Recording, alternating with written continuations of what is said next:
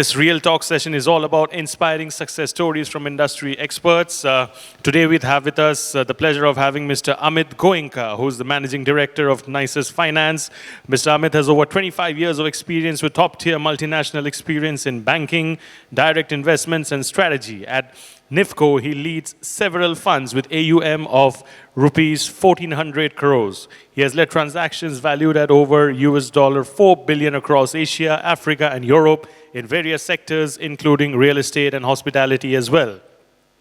Under his leadership, Nisus Finance has over the past 10 years emerged as a leading India real estate fund manager with a global footprint as well. Nisus Finance will be the first domestic fund manager to be listed on the Bombay Stock Exchange. Ladies and gentlemen, today we have with us also Mr. Chaitanya Seth, the partner and consulting leader at Real Estate EY. Mr. Chaitanya is partner with EY and leads consulting practice for real estate. He carries 20 plus years of experience and has advised over 30 developers, with the largest developer to a startup developer as well. His focus has been on advising and enabling developers on growth agenda, sales velocity, customer experiences, cost reduction, productivity improvements. His focus is to help developers solve problems through strategy, operating model, process, data, and technology. Can I please request all of you to clap loudly for Mr. Amit Goenka and Mr. Chaitanya Seth? And in conversation with these eminent speakers, we have Sapna Srivastav, the editor of Reality Plus, and also someone who has put in a lot of hard work to put this event together. Please give it up loudly for Sapna as well, please, ladies and gentlemen. Thank you so much. And now, over to you, Sapna. Please take it. Thanks, Shubhajit. And it's my privilege to be with the speakers who are experts in their respective fields. So in the interest of time, getting right into the conversation with my first question, speaking straight from the heart, from both of you, what fascinates you about real estate? Chaitanya, if you want to go first. Because you said you eat, sleep real estate, so what fascinates you about real estate? I think it's a sheer size. The opportunity which this industry presents is phenomenal. Today, the industry contributes around, 7 to 8% to the GDP. We talk about giving it 15% plus in the next 10 years. Roti kapda makan is the basic need. So the industry is poised for growth. And I have seen from the fact when I started my consulting career in this space, from practically an unorganized industry to probably where it is today, between semi-organized to organized industry, I would say. I would say it is plethora of opportunities, the complexities which are being there. I think it genuinely fascinates the way it is there. And I will also say that being a customer, all of us being customers in some form of the shape, this is the biggest check of the life we sign for.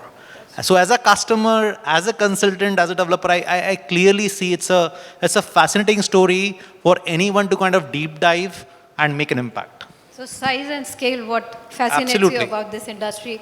Amit, what fascinates you about real estate? You've been a veteran of this sector. So I got into real estate because बोलते ना कि अंधों में काना राजा. तो मतलब अगर अपन एक आँख से भी देख सकते हैं ना तो भी कामयाब होएंगे. Because इतने अंधे हैं इस सेक्टर में. So as he said, unorganized space, family businesses, ज़मीन है तो मकान अपने आप ही बना लेंगे. हर ब्रोकर पान वाला real estate में आ सकता है. So the space has extraordinary opportunities for creating impact, for transformation, for corporatization, for institutionalization, for making it a truly global facing asset class as well as industry. It's not even recognized as an industry, but it can be. So I think despite the sheer scale, it is still has a lot of noise. It has capabilities to become something completely different, and it has been innovating very fast over a period of time with new asset classes, geographies, to different kinds of partnerships. And that I think is very, very interesting because each of these transformations, unlocks a new opportunity set. It's not only limited to how many houses can sell, but how many offices can be absorbed, how many malls, strip malls, retail experiential centers can be created, what data centers and warehousing are doing to the landscape, to industrial parks and so on and so forth. I mean, it is just a very, very vast subject, number one. Number two, it's very complex, and I love complexities somehow. I mean, can you take a complex subject and make it simple? I just love that idea, and I think this is very complex because there is no unified code or theory or understanding that you can gain by talking to one person or reading one book or understanding a particular set of regulations or projects. It's very state, it's very local, it's very, very dynamic, and that also keeps on changing very frequently. So just the complexity of this whole subject makes it a black box for many, many people. And if you can actually unravel that black box and understand how this actually works and bring it in a very simplified fashion to those who see the potential and the scale that Chetan decide, but get very scared to enter into that dark hole or into that cave. That's right. And you can say, I understand exactly how this is functioning. I think that makes it very interesting. So complexity and the opportunities That's right. of this sector is what attracts, what fascinates Amit Goenka to this sector. You spoke about a lot of transformations have happened in the sector over the years. You also spoke about when you entered, it was like unorganized. If I had to ask you 2 or 3 major changes that have been the game changer for real estate, Amit, going with you first, top 2 or 3 which you think have been the game changes for this sector? First of all, this sector is less than 20 years old. 20 साल पहले तक sector था ही नहीं. मकान बन रहे थे, बिक रहे थे, anything was happening. There was no understanding ki what is to be done and why. It is only in 2005 that is when the first impact of the Press Note 2 came and FDI was opened. And that's really when people started to become developers. From contractors or brokers or builders, they started becoming developers because foreign capital started moving them to a new direction to create a new industry or a new space. So I think a lot of the stories that have emerged have really emerged in the last 20 years. So with opening of FDI was FDI was a major very change. big transformative moment. Of course, several disruptive black swan events have also sort of played their own part. But in the recent past, clearly from 2016 to maybe 2021, these 5 years have completely created a paradigm shift to what today real estate is and will be for the next 10, 20, 30 years, for sure.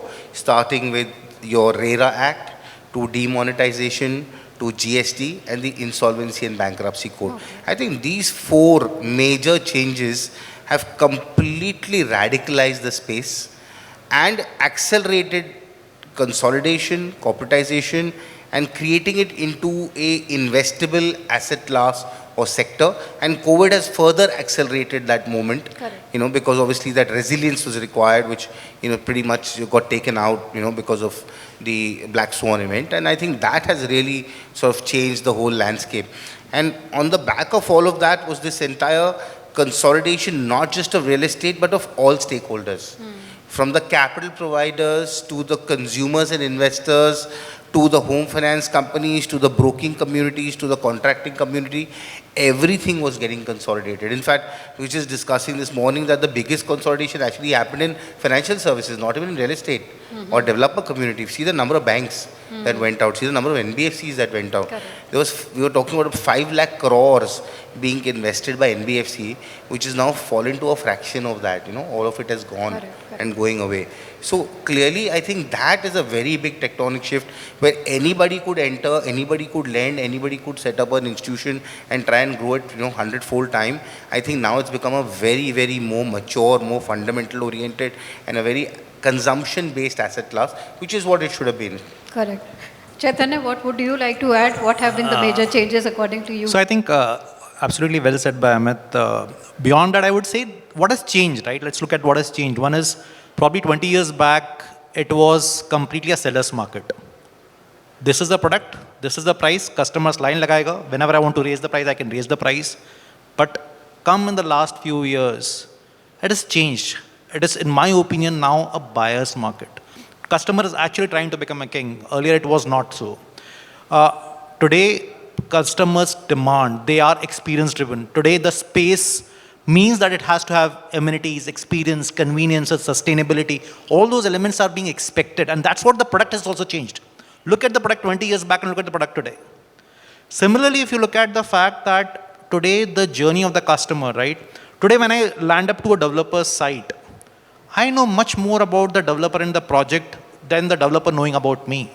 It's a complete information asymmetry, right? So digital revolution has also played a very significant role in terms of putting a lot of pressure onto the developers in terms of being available, being more transparent, more trustworthy, and being, respond back to the customer. So I think digital, in many ways, be it internal efficiencies, be it to the customer facing, I think has genuinely played a significant role. And third, obviously, I think you rightly said, RERA, GST, I think all these are putting a lot of push on the trust and transparency. The last point I would say is, 20 years back, Amit was rightly saying, value was, land hai to mere paas value already created hai. I don't have to worry. Today, land can be a liability. The value creation is completely flipped. If you cannot deliver, there is no value associated with it. So I think the focus is completely shifted to delivery and customer experience. I think that's the key, and that's why consolidation is becoming extremely important. That's why we saw that so many developers probably was not able to stand the test of the times from that perspective. Right. So starting with FDI, RERA, GST, demonetization, IBC as Amit said, consolidation, sellers are the king now as Chaitanya said, and again, the delivery and the digital revolution has played a big part into it. Now let me come to a little criticism that happens is, you are a consulting guy. People say consulting guy करते क्या है, तो वही बात घुमा फिरा के बोल देते हैं, वो तो पता होता है. So, what is the value addition? If I were to ask you in your professional journey, how do you approach a client, the business? What is the value addition you bring to them? I think I must say it has been a challenging journey for 20 years. मैंने बोला ना, it has been an unorganized sector, and consultants, it's not been a consultant-friendly industry per se, right? Technology से दूर रहते थे, consultant से दूर रहते थे from that perspective. But if you look at what has happened in the last 20 years, you had developers who had invested in us, and today you see a far bigger investment coming in. One is a need. I think especially COVID and all these regulations have put a lot of pressure in terms of there's a thinking which is a bold thinking. I want to grow my business 2x, 3x. I genuinely want to ensure that my customer experience is at the top notch because they become my brand advocates. I want to ensure that the margins are shrinking because the price raise is not happening to the rate at which my cost is going up. So how do I drive my margin improvements? How do I get more from less? Because today, it's not that if I was doing 1,000 customers and I do 2,000 customers, I'll multiply my CRM team by 2 times. I would want to see that, is there a method by which I can drive that? So there's a lot of thinking which is going in, and there's a lot of appreciation that I need to accelerate my time to market. So the way we do it is, first get your business goal upfront. मुझे चाहिए क्या? What I want to achieve. If I know the answer, then the entire concept to value relation. I think you made a very apt point. Consultant करता क्या है? वो मेरी कहानी मुझे कोई सुना देता है. But I think what we have been doing very successfully is, we help you कितनी बार होता है कि ये मेरा business goal है. Then there are ideas to make it happen. Then how do you ensure the ideas get to the life? How do you ensure that the ideas become the way of doing things, which essentially translates into the dollar value? So we walk the entire path from concept to design to make it the way of working, and then ensure that what was the business goal envisaged gets delivered. I think that has been the way we have been able to kind of engage with the customers. So kahani wahi hai, but you are giving the outside perspective and pointing out where the changes need to be done. Yeah, and help execute that, because I can tell you that execution is a big challenge. Be it capability and capacity, both is a challenge. Management के पास bandwidth ही नहीं होती है. How do you liberate management bandwidth? Extremely important. Okay, great. So same with the financiers and funds, Amit. People say that financiers are only interested in कितना investment हुआ, exit पे कितना मिला. what about the project, the customer, the developer? So that is the perception. How do you approach that, your business? तो उसमें गलत क्या है? हाँ? You are here to borrow money, we are here to make a return, or you're here to take an investment. So no, I mean, that's the fun part, but I think it has also to do with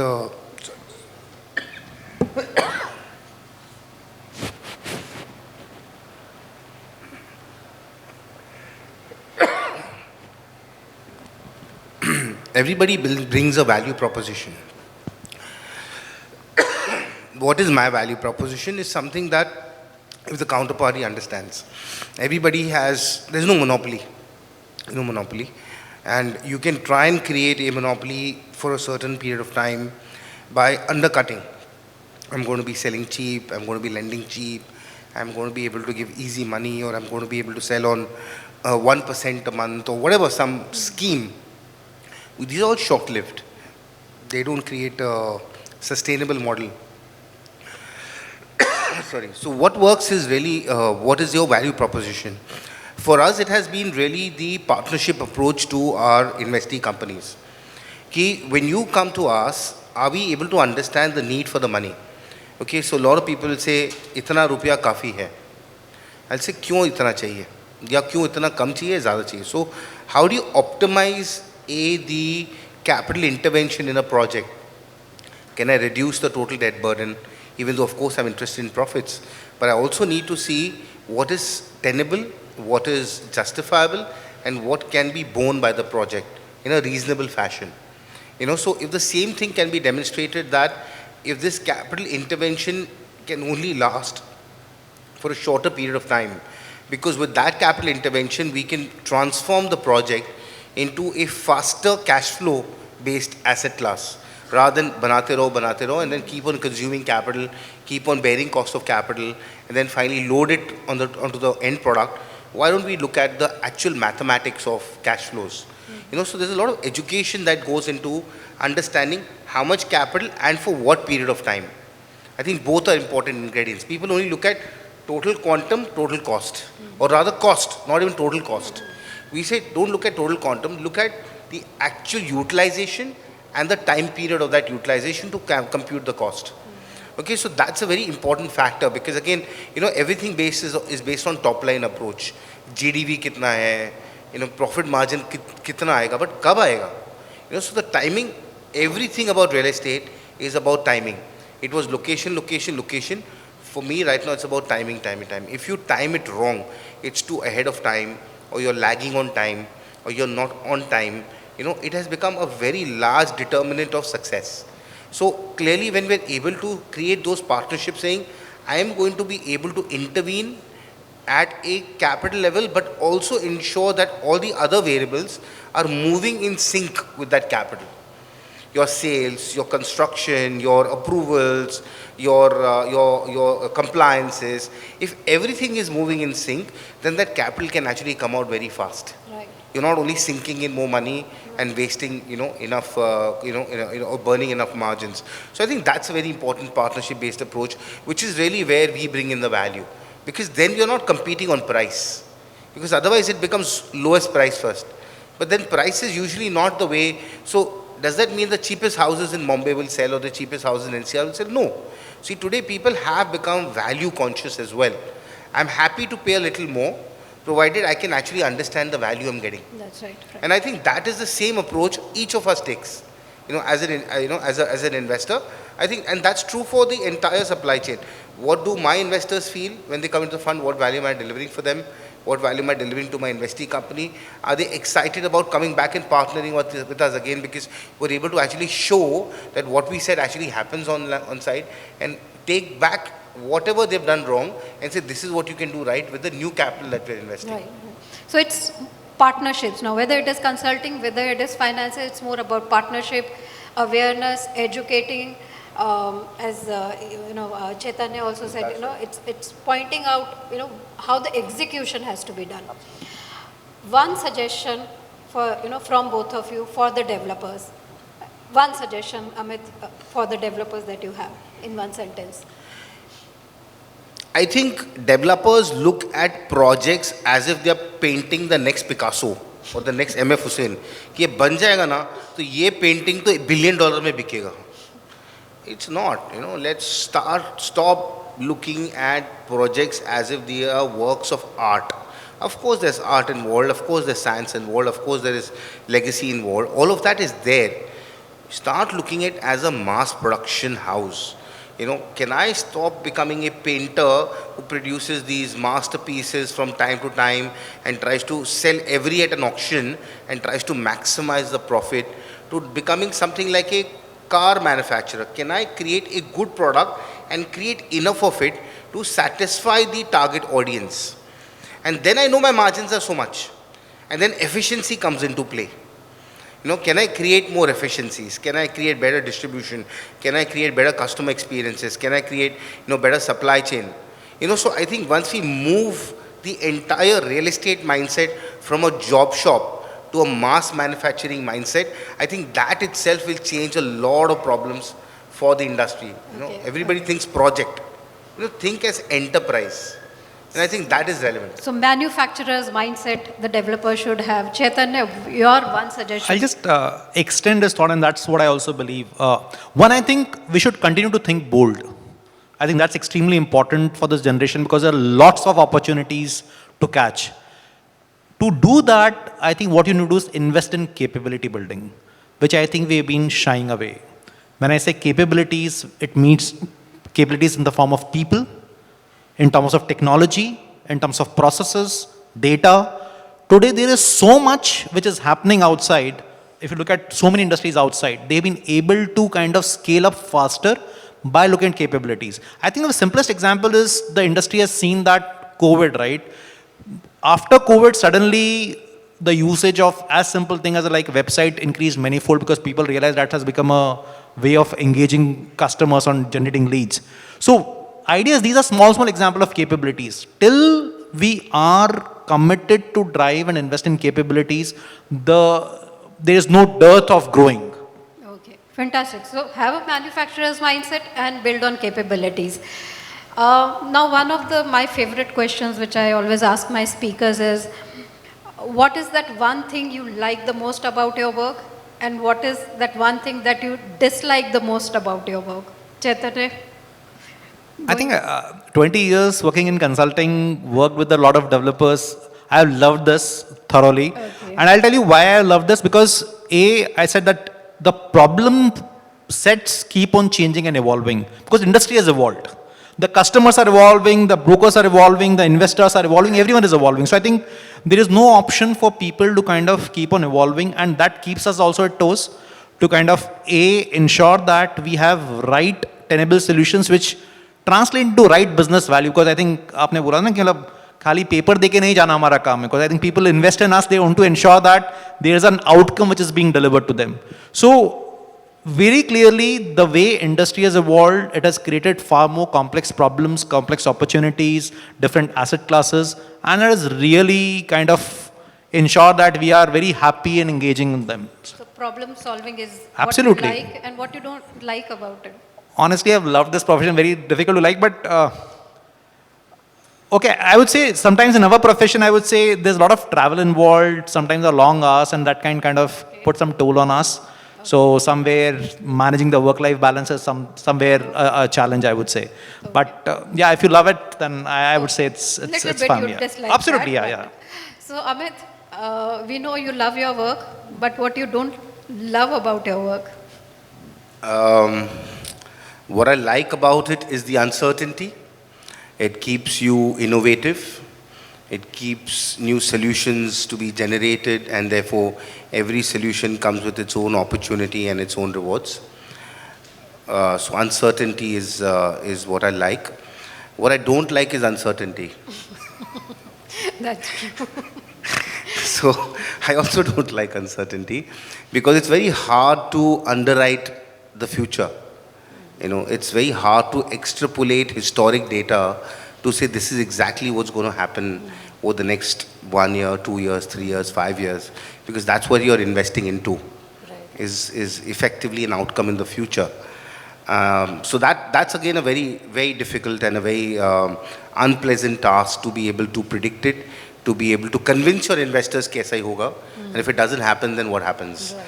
So, and again, because of the pace of disruption, regulatory, consumer behavior, technology, processes, whatever, it creates a larger scope for that uncertainty to creep in. Correct. You know, you cannot control cost, you cannot control, demand, you cannot control pricing. You do not know where that demand is going to come from. Okay, because there is no study which can actually tell you कि इतना बनाओगे तो इतना बिक जाएगा. It's a general sense कि this is where the market lies. Will it translate to you? You don't know, right? So you're building it speculatively in a very large way. That's a very rare phenomenon as well. So I don't like that part. But of course I also like uncertainty. What I also like about this is that the number of players and the opportunities are many. It's not a market which is comprising of 5, 6, 10, 12 players, and everybody has to circulate around them, which is usually how most industries function, right? I mean, every large sector will have a few dominant players. Here, every player has a chance of dominance in a particular asset class, geography, asset type, etc., right? So I like the fact that there are a number of relationships that can be maintained, but I also don't like the fact that there are a number of relationships being maintained. Because it makes the industry very A transactional. lot of paradoxes, Amit. It's strange, but that's the two parts of the same coin. So I was asking a friend, and they don't invest in real estate, they do equities. And they did real estate one time ago, and I said, why? He says, you know what? Every developer that I've worked with or invested in has always found somebody else to work with the next time. He said, that doesn't happen in IT. That doesn't happen in other sectors. If I have partnered with you for capital, for technology, for market, for whatever, there is a very high probability that I'll continue to do that for you for a very long period of time. So my client or my partner or my investee company does not go shopping every time. But this sector is very transactional. घर बेच दिया, customer को भूल जाओ, दूसरों को पकड़ो.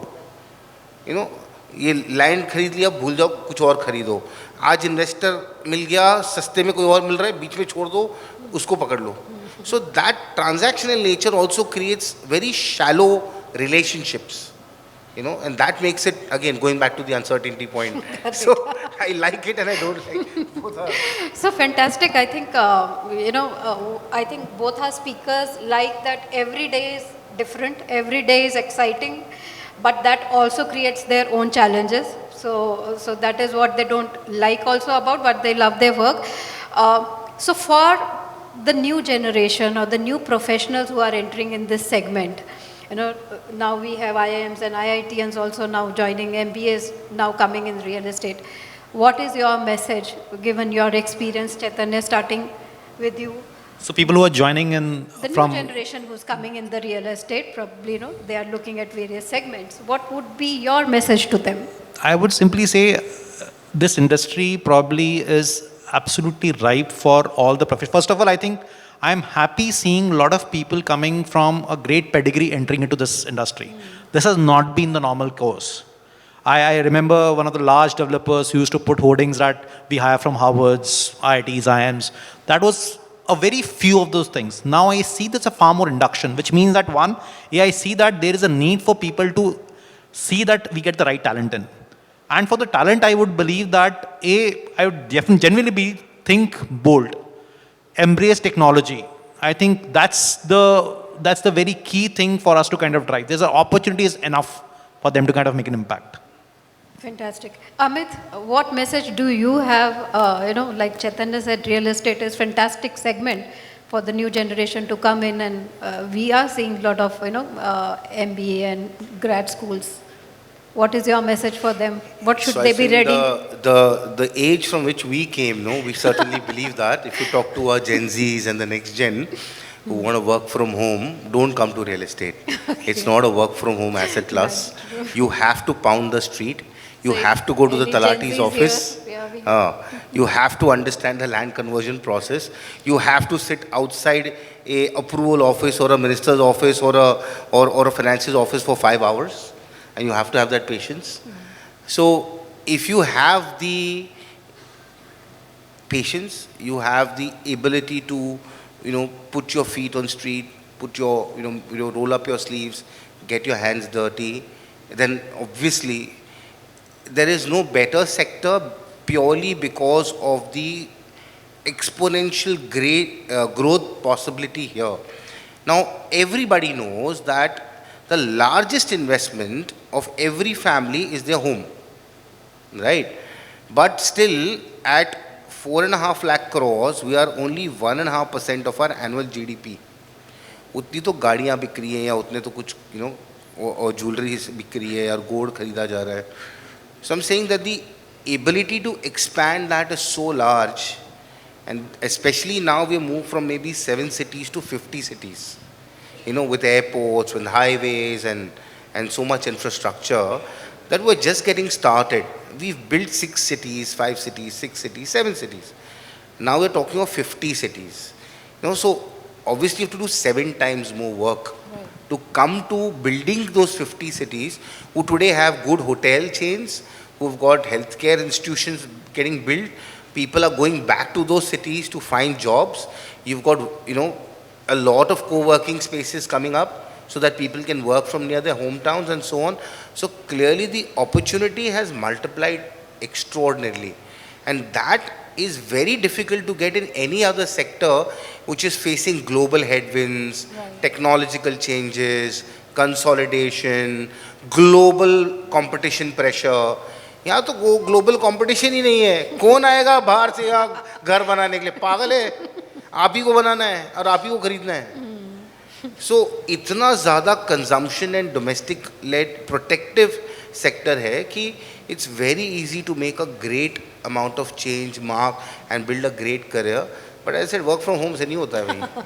Correct. Yeah, that's right. So it's not a desk job, as our speaker said, and opportunities. I think we couldn't have had a better ending to this entire conclave.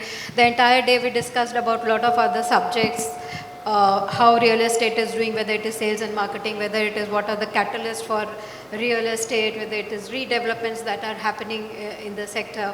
But the ending, our speaker saying that this is the sector, as Amit said, ke global competition to hai hi nahi. We are the ones who are going to build and we are the ones who are going to sell. And as Chaitanya said that, professionalism is increasing in the sector. Now people are proactively going to the consultants and getting their processes scaled up, their own internal capabilities scaled up. So opportunities are abundant, as our speakers have said, and thank you so much for such an optimistic view of this sector. And I think great message for our next generation as well, who are looking at real estate. Thank you so much, Shubhajit. Success stories are all about inspiration, so please clap for all of them because they truly inspire in the best way possible.